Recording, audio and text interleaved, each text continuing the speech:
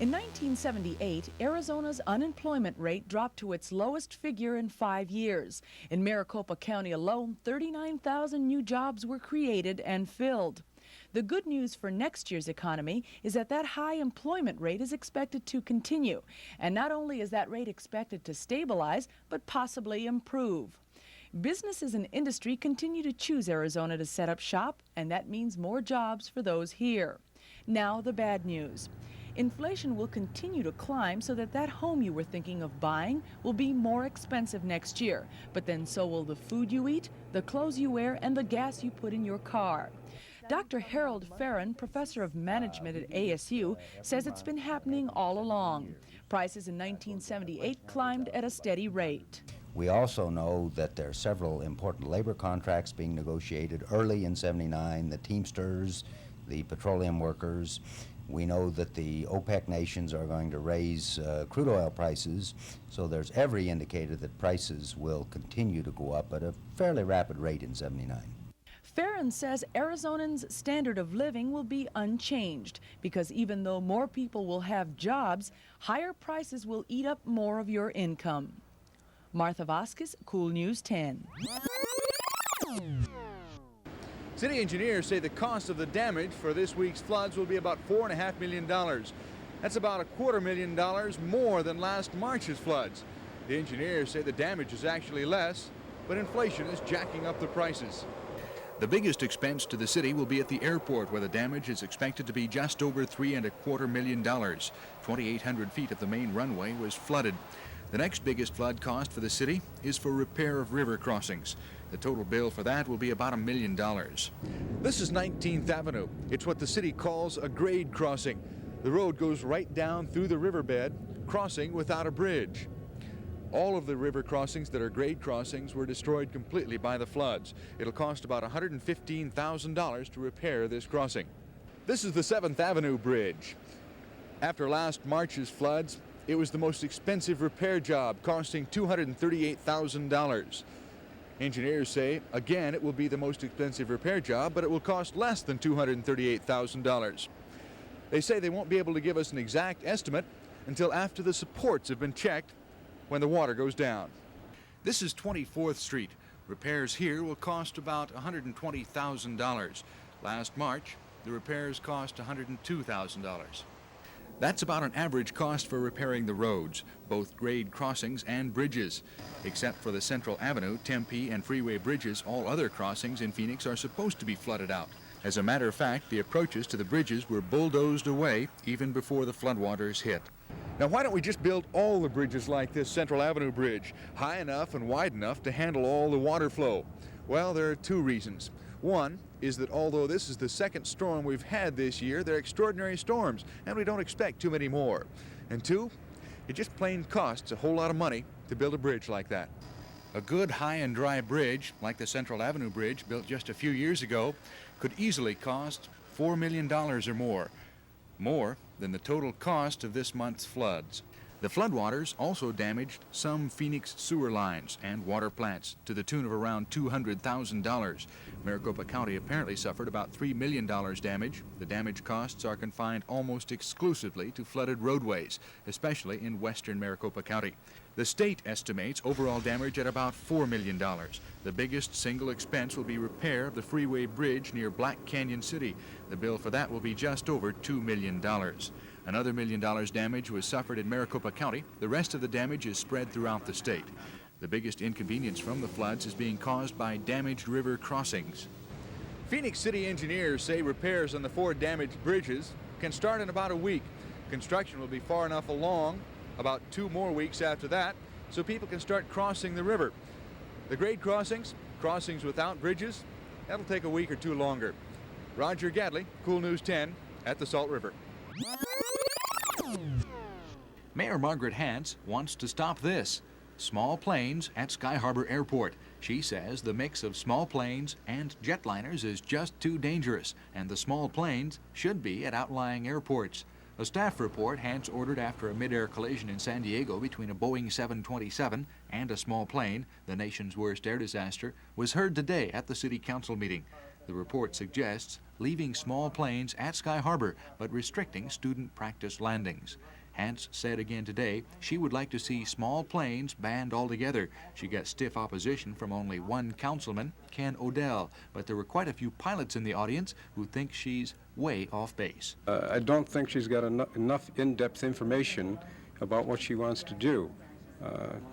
I frankly don't know whether the mayor is afraid to fly in a small plane or not.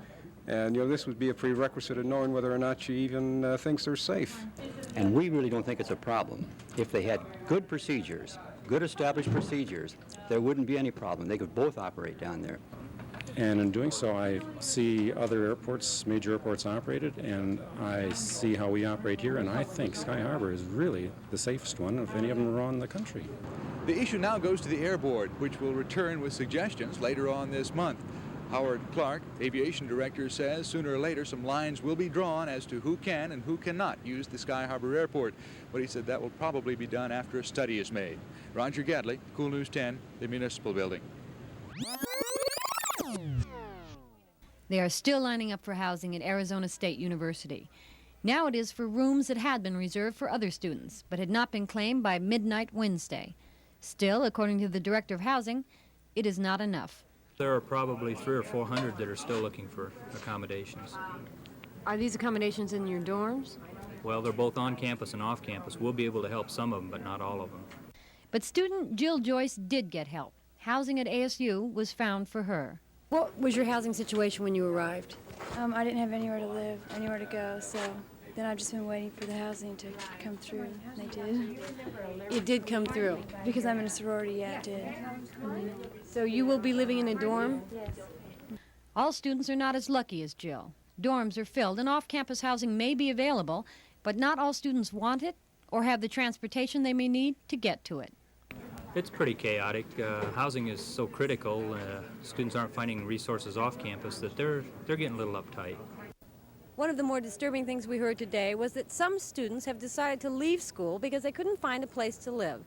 Decided to interrupt their education, at least until next semester, when housing might be a little easier to find. Kathleen Walker, Cool News 10.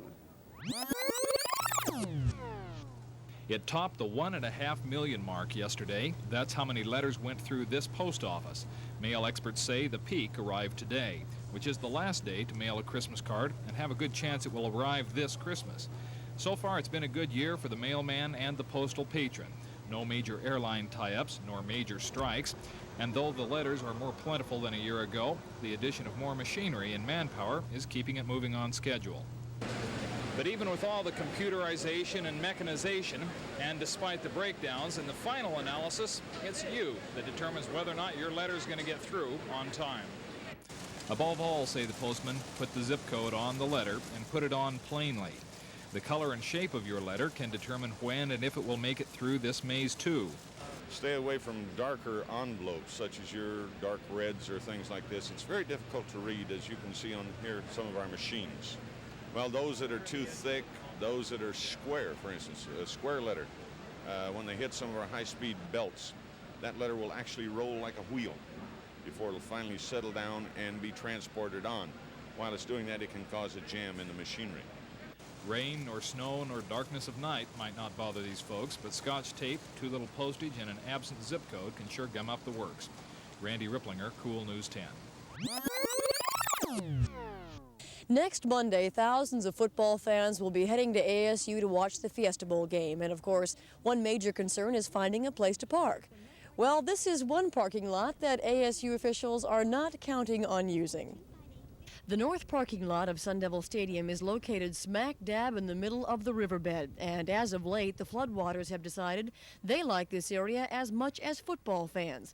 And it looks as if they're not giving up the territory by game time on Monday. So ASU officials today came up with an alternate plan. We plan to utilize our large parking lots in the vicinity of the Grady Gamage Auditorium. which can accommodate up to 2,000 vehicles. As for traveling to ASU for the game, if you're coming from the west, you're advised to take the freeway or Mill Avenue straight to Rural Road and then head north.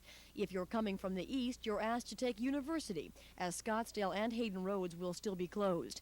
And by now you may be wondering why anyone would build a parking lot smack dab in the middle of a riverbed. ASU officials say it seemed like a good place at the time. It's just lucky for football fans that the Fiesta Bowl was not scheduled for last Monday, when the floods began. Nancy Williams, Cool News 10. There are several major street projects going on in northwest Phoenix, all around the area of 19th Avenue and Dunlap. Dunlap itself has road construction on both sides of the Black Canyon Freeway.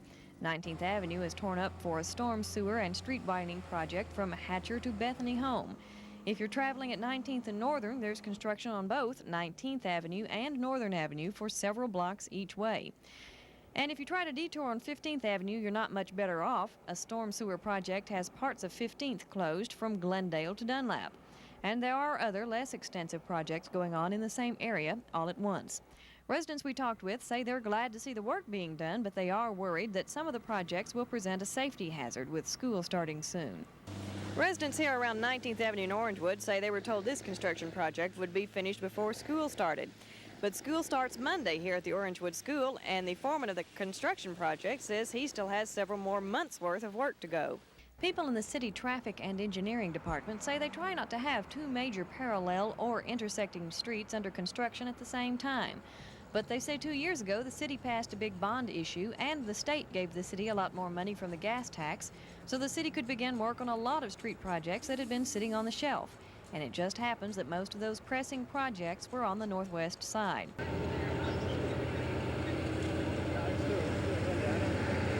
No one questions the need for all the work, but one city official likened it to a trip to the dentist. He said there's a lot of pain and inconvenience while you're there, but it sure makes things a lot better in the long run. Catherine Smith, Cool News 10. Hundreds of people have been flocking to Tempe this weekend to celebrate Hayden's Ferry Days, sponsored by the Mill Avenue Merchants Association. And what we have here is an assortment of arts and crafts, like copper tooling, leather craft, paintings, and pottery wind chimes. Couples, families, and even some roller skaters could be found checking out the fine wares. The event is being held through the weekend in and around the downtown Tempe area, where they have closed off several city blocks to hold this pre-Christmas sale. And if you get a little hungry while you're looking, there's a few good eating spots as well. And even though it was a little nippy out today, that didn't stop anyone from coming out here. Carlos Amezcua, Cool News 10, Tempe.